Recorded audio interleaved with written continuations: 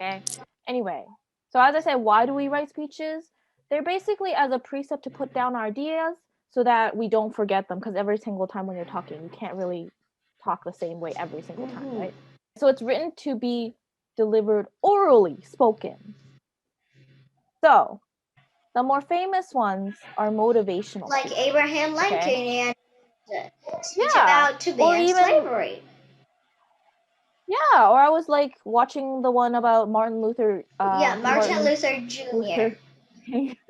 Jr. Yeah, his name is really Martin long. Luther King Anyway, Jr. so he does a lot of so to motivate audience to do something, to change. Okay, sometimes we even just there's informational speeches, like people just want to tell you about some topic, like about a dog show, like what's happening there, why it happens, what people do, but that's more for just learning purposes, and obviously to persuade audiences to think a different way. Okay, this one's more almost like motivational. Actually, motivational is a type of persuasion. Anyway, so today we're going to talk about 3 types of speeches. You might talk about more different kinds in.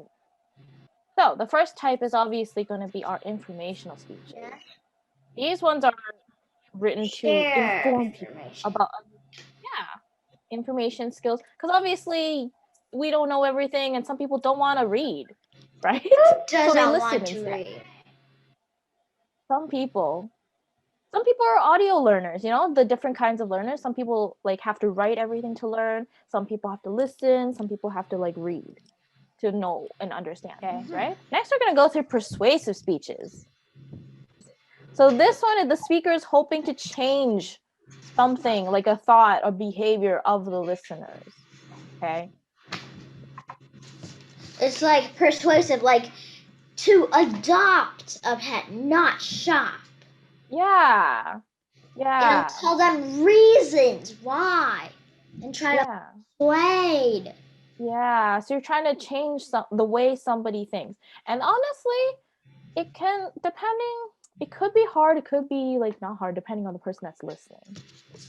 Yeah, because if there's someone that knows what they're thinking, if someone that believes what they are believing of and they're never going to believe anything else.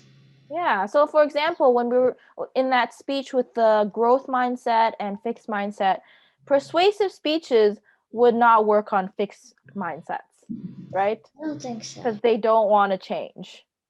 Okay, and it's usually about a topic that can be debated. Like there's another side to it that the speaker may not be. Anyway, so listeners may not agree with what the viewer is speaking about. Okay, like some of them for Lincoln.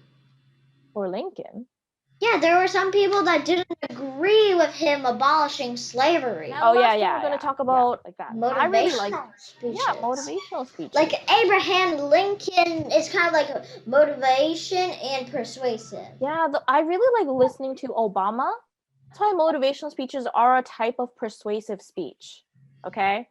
They're persuading you to change your mind, basically. These ones are more focused on psychology. And its main goal is to prompt for change. Okay?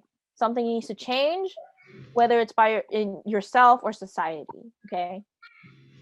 And obviously, it uses a lot of personal stories and personal feelings because you're trying to sync with your audience more.